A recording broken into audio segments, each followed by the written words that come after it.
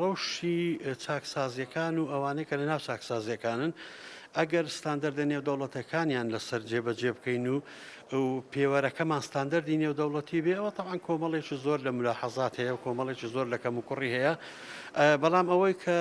دڵخۆشکارە ئەوەیە کە هەم وەزارەتی کار و کاروباری کۆمەڵایەتی و هەم بەڕێوەبەرایەتی گشتی چاکسازەکان لە هەرێمی کوردستان و هەروە بەڕێوەبەرایەتی خودی چاکسازیەکانیش بە شێوەیەکی زۆر باش هاریکارن لەگەڵ ئەوانەی کە دەیانەوێ بەجددی هاوکار بن و بەجددی کار لەسەر باشکردنی ڕەشەکە بکەن. یەکێک لەوانە ئێمەین وەکو تۆڕی دادپەروەری بۆ بەندیەکان لەوەتەی ئێمە کار دەکەین هەم وەزارەت و هەم بەڕێوەبەرایەتی گشتی و هەم بەڕێوەبەرایەتی چاکسازیەکان خۆشیان بەی شێوەیەک ڕێگر نەبوون و زۆر متعاون بوون بە دەلیلی ئەوەی ئێمە ئێستا ویستمان لەسەر برەودان بە توانا و ئیمکانیاتی توێژەرانی کۆمەڵایەتی و توێژەرانی دەرونی و هەروە کاری کۆمەڵایەتی کۆمەڵێک زانیاری نوێیان بدەینی ئیتر ئەوە تا زۆربەی زۆریان هێناون بۆ ئێرە دوای هەولێریش بەنیازی ئەوەین کە لە سلێمانی و لە دوهۆتی شەمان ئەوە بکەینەوە. بەڵام وەکو گوتمان بە ستاندەردە نێودەوڵەتیەکان کەم و کوڕیمان زۆرە. ئەگەر چەند نمونەیەکت بۆ باس کەم لەو کەم و کوڕیانە بۆ نمونە مەسەلەن کەم و کوڕی لە بوونەی تەحتی ژێرخان تەواوی ئەو بینایانەی کە بەکاردێ ستاندەردی نێودەوڵەتی لەسەر جێبەجێ نابێ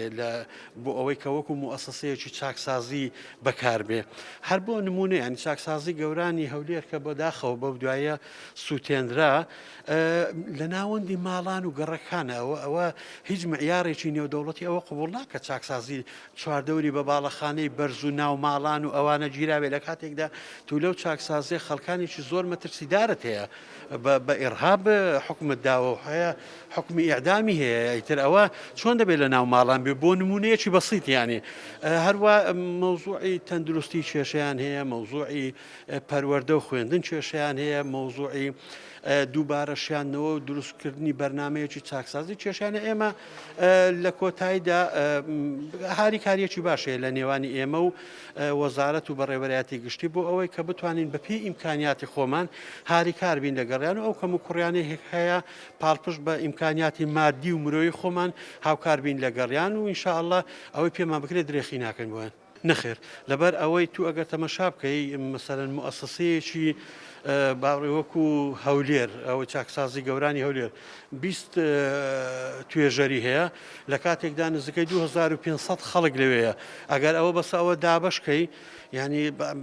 دەقات و 5 دقاتی ئەو ستاندەردە نێودەوڵەتیەیە چکە بۆ خۆی بەپێی مەعایر دەبێ هەر بەحسێکی ئیجتیماعی 20 کەس تا 22 کەس لە ئەستۆی دابێت کە کاری بەرنامە ڕێژیان بۆ بکاو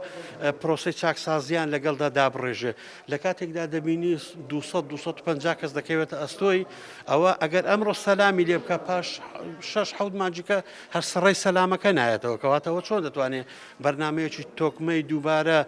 دروستکردنەوە دووبارە شیاندنەوە دووبارە تێکەڵکردنەوە بە کۆمەلگا بۆ ئەو کابرایە جێبەجێ بکە بە تەکید ناتوانێت.